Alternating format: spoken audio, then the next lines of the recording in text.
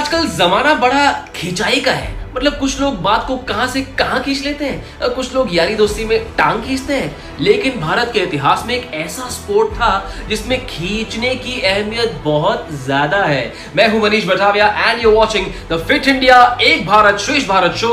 और आज बात एक ऐसे स्पोर्ट की जिसमें अगर आपके पास दम हो, धैर्य हो और तालमेल हो तो सक्सेस आपके पास खींची चली आएगी।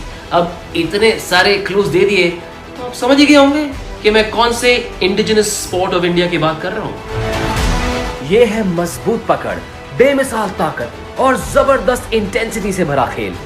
एक रस्सी और उसे अपनी तरफ खींचते खिलाड़ी। यहाँ कोई टाई नहीं, बस हार या जीत। कभी बाजी इस तरफ तो कभी उस तरफ, और इन सब के बीच हर पल बढ़ता रोमांच। ये है टग ऑफ वॉर, जिसे रस्सा कसी भी कहते हैं। ताकत, तकनीक और एकता के इस अनोखे खेल की एक अनोखी विशेषता ये है कि इस खेल में हारने वाली टीम आगे बढ़ती है और जीतने वाली टीम पीछे हटती है। और मैं भी आपको इस खेल का आगे पीछे ऊपर नीचे सब कुछ बताने वाला हूँ। फिकर not, just stay with me. वैसे आजकल ये खेल भारत के कई इलाकों में बड़ी एक्साइटमेंट के साथ खेला जाता है और मान्यता तो ये भी है कि ये खेल भारत की कुछ पुरानी रीति रिवाजों का हिस्सा रहने के बाद आज एक अलग इवॉल्व रूप में हम सबके बीच है। राइट, अब आगे बढ़ते हैं, लेकिन आगे बढ़ने के लिए हमें थोड़ा सा पीछे मुड़कर देखना पड़ेगा। That's right, it's history time. पुरातत्व ज्ञान हमें बताता है कि टग ऑफ वॉर की कड़ी 12वीं शताब्दी से जुड़ी हुई है। यह राजाओं का अपने योद्धाओं के बल को परखने का एक तरीका था। उड़ीसा के प्रसिद्ध कोणार्क सूर्य मंदिर की दीवारों पर इस खेल पर आधारित नक्काशी इस बात का प्रमाण है कि भारत में 12वीं सदी से इस खेल का काफी चलन था। कुछ लोग इसे समुद्र मंथन से भी जोड़कर देखते हैं, जिसमें असुर और देवता वासुकी नाग को रस्सी की तरह इस्तेमाल कर अमृत के लिए समुद्र का मंथन किया था। इस खेल के पीछे का इतिहास जो भी रहा हो, मगर वर्तमान में यह खेल भारत के साथ साथ विश्व के अन्य देशों में भी खूब खेला जाने लगा है।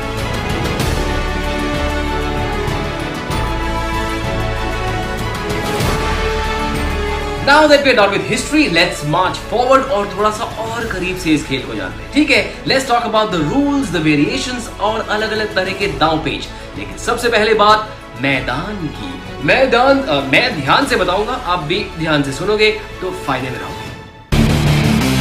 टग ऑफ वॉर 3 वेरिएशंस में खेला जा सकता है।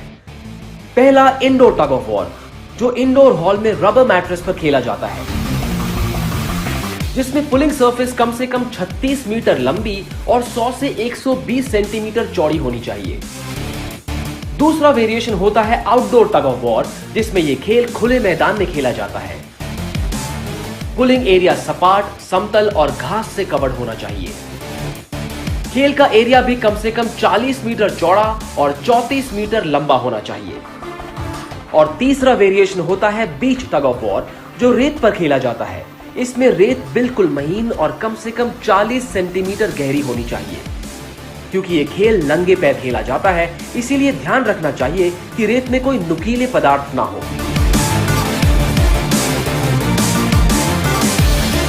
While a lot of you young kids like to say my life, my rules, while that is cool, लेकिन इस खेल के कुछ अलग स्पेसिफिक रूल्स हैं। इंडोर के अलग, आउटडोर के अलग। Let's find out. Tug of war 2 टीमों के बीच खेला जाता है, जिसमें हर टीम में 8-8 खिलाड़ी होते हैं और हर टीम का कंबाइंड वजन उस कैटेगरी के लिए तय वजन से ज्यादा नहीं हो सकता। एक मैच में 3 पुल्स होते हैं और जो भी 3 में से 2 पुल्स जीत लेता है वही होता है विजेता। इंडोर और आउटडोर दोनों ही प्लेइंग एरियाज में 3 मार्कर्स होते हैं। पहला सेंटर मार्कर और 2 साइड मार्कर्स, जो सेंटर मार्कर से दोनों तरफ 4-4 मीटर की दूरी पर होते हैं। टग ऑफ वॉर में इस्तेमाल की जाने वाली रस्से की सर्कमफ्रेंस कम से कम 10 सेंटीमीटर और ज्यादा से ज्यादा 12.5 सेंटीमीटर की हो सकती है।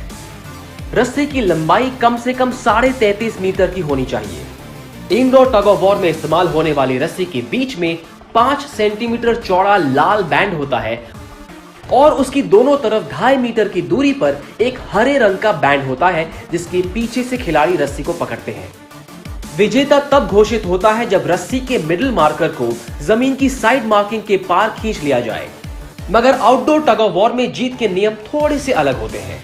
उसमें भी रस्सी के बीच में 5 सेंटीमीटर चौड़ा लाल बैंड होता है, लेकिन लाल बैंड से 4 मीटर दोनों तरफ एक हरा बैंड होता है और हरे बैंड से 1 मीटर दूर एक अलग कलर का बैंड जहां से खिलाड़ी रस्सी को पकड़ते हैं।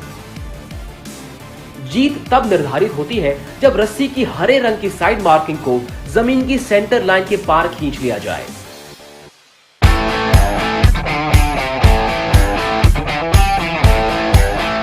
Now some of you might think यार ये तो सिर्फ उन लोगों के लिए है जिनके बहुत बड़े बड़े मसल्स हो, फुल बाहुबली टाइप्स, ताकतवर।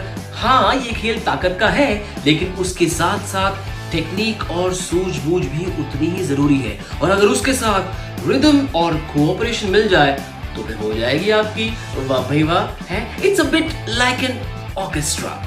इस खेल में हर टीम में एक ड्राइवर होता है जो टीम को मोटिवेट करता रहता है और बताता रहता है कि कब रस्सी खींचनी है और कब पैर गड़ाकर रुक जाना है। जैसे ही वो देखता है कि दूसरी टीम थक रही है, वो फिर से अपनी टीम को जोर से रस्सी खींचने के लिए मोटिवेट करता है ताकि वो दूसरी टीम का एडवांटेज ले सके और जीत सके।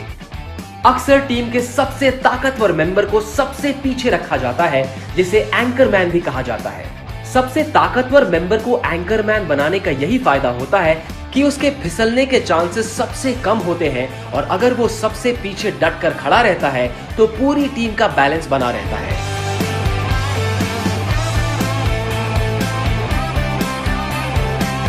Time now for a hashtag did you know.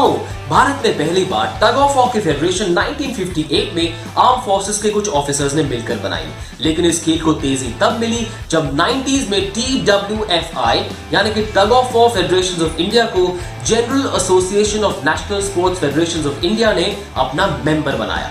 याद रखना, भारत से चलकर ये खेल कई पड़ोसी मुल्क जैसे पाकिस्तान, बांग्लादेश, नेपाल और श्रीलंका भी पहुंचा, जहां इस खेल की फेडरेशन बनी और भारतीय खिलाड़ी बायलैटरल खेलों के लिए भी जाने लगे।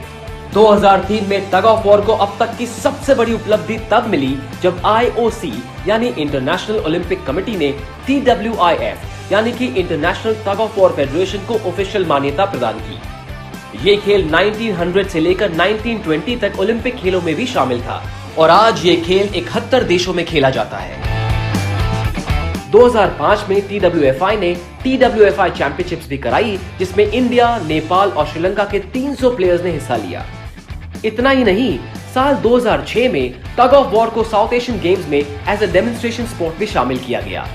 अब तो टग ऑफ वॉर भारत के कोने कोने में खेला जा रहा है, लेकिन आप याद रखना, वर्ड ऑफ कॉशन, बिना किसी प्रॉपर कोच के इस खेल को खेलने की कोशिश मत करना।